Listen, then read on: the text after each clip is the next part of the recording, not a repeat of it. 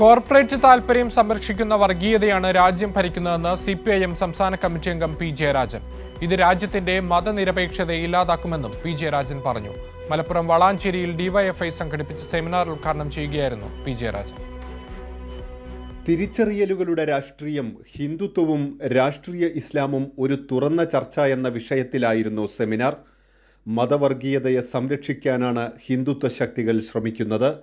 വർഗരാഷ്ട്രീയത്തെ തകർത്തുകൊണ്ട് വർഗീയത വളർത്താനുള്ള ഇവരുടെ നീക്കത്തെ ചെറുക്കാൻ എല്ലാ വിശ്വാസികളും മുന്നോട്ട് വരണമെന്നും പി ജയരാജൻ പറഞ്ഞു. ജാതീയമായി ഉദ്ദീപിച്ച് മതവർഗീയതയെ വളർത്തിയെടുക്കാനാണ് ഹിന്ദുത്വ രാഷ്ട്രീയം പരിശ്രമിക്കുന്നത്. ഇതിനെ ശരിയായി കണ്ടുകൊണ്ട് ചെറുത്തു തോൽപ്പിക്കാൻ നമുക്ക് കഴിയണം. അല്ലെങ്കിൽ കേരളം എന്ന മതനിരപേക്ഷതയുടെ ഈ സംരക്ഷിത തുരുത്തില്ലാതാണ്.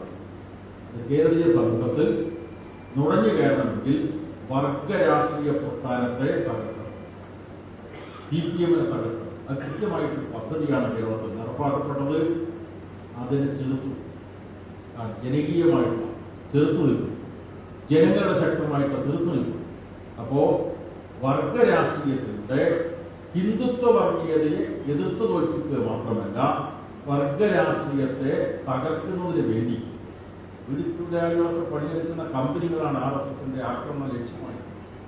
അതുകൊണ്ട് നമ്മൾ മനസ്സിലാക്കേണ്ടത്. അപ്പോൾ അതിനെ ജനങ്ങളെ അണിനിരത്തി ചെറുത്ത് നിന്ന പ്രസ്ഥാനം കേരളത്തിലെ ഇടതുപക്ഷ പ്രസ്ഥാനമാണ്.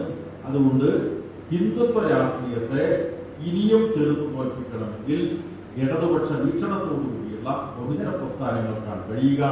അതിന് നാനാ വിശ്വാസികൾ. പി ജയരാജൻ സെമിനാർ ഉദ്ഘാടനം ചെയ്തു.